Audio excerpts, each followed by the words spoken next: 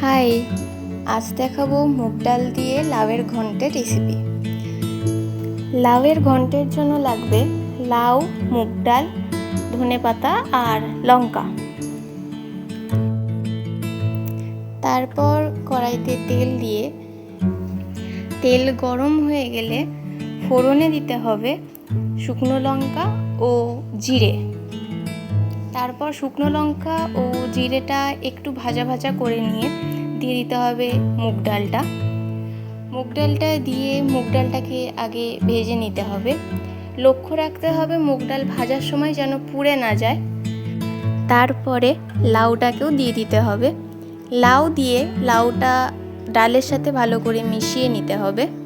তারপরে দিয়ে দিতে হবে লঙ্কাগুলো, আর লঙ্কাগুলো এখানে মাঝখান থেকে চেরা আছে।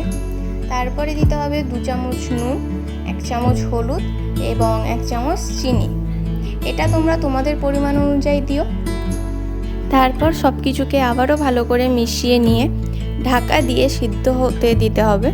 যতক্ষণ না সিদ্ধ হবে ততক্ষণ ঢাকা অবস্থাতেই থাকবে। মাঝখানে ঢাকা তুলে একটু নেড়ে দিও, আর তখন গ্যাসের ফ্লেমটা লো রাখবে।